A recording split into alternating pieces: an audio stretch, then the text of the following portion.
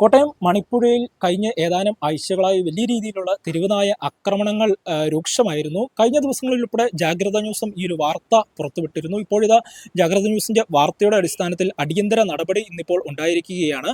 ഈ ഒരു തെരുവുനായയെ പിടികൂടുന്ന ഒരു സാഹചര്യം ഉണ്ടായിട്ടുണ്ട്. കഴിഞ്ഞ ഏതാനും ദിവസങ്ങൾക്ക് മുമ്പാണ് ഈ ഒരു പ്രദേശത്ത് മണിപ്പുഴ കവലയ്ക്ക് സമീപത്തായിട്ട് രാത്രിയുടെ മറവിൽ ഒരു തെരുവുനായയെ അല്ലെങ്കിൽ ഒരു വീട്ടിലുള്ള വളർത്തുനായയെ കൊണ്ടുവന്ന് ഒരു ഉപേക്ഷിക്കുന്ന നിലയുണ്ടായിരുന്നു.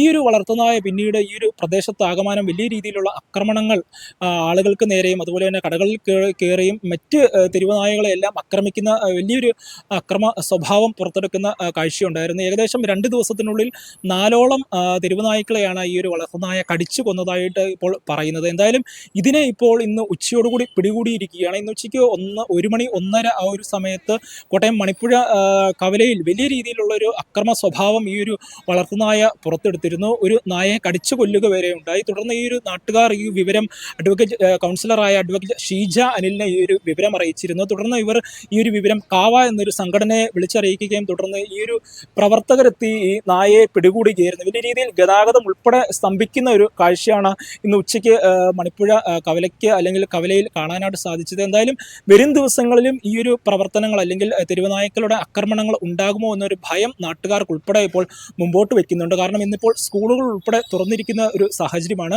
നിരവധി യാത്രക്കാരും അതുപോലെ തന്നെ സ്കൂൾ കുട്ടികൾ ഉൾപ്പെടെ ഇതുവഴിയാണ് എപ്പോഴും പോകുന്നത്. അതുകൊണ്ട് തന്നെ കുട്ടികളെ ഉൾപ്പെടെ ആക്രമിക്കുന്ന ഒരു സാഹചര്യത്തിലേക്ക് തെരുവുനായ്ക്കൾ മാറുമോ എന്നൊരു ഭയം നാട്ടുകാരും അതുപോലെ തന്നെ ഇവിടെ ജോലി ചെയ്യുന്ന വ്യാപാരികൾ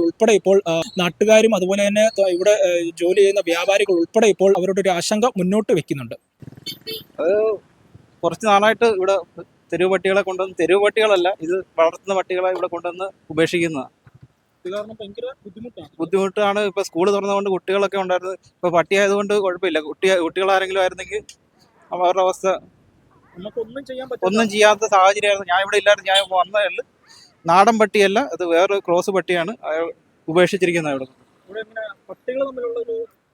പട്ടികൾ തമ്മിൽ അങ്ങനെ കടിപിടി നോർമൽ പട്ടിയല്ല ഇത് വെളി ആരോ വളർത്തിയ പട്ടീനെ ഇവിടെ കൊണ്ടൊന്ന് ഉപേക്ഷിച്ചിരിക്കുന്നത്.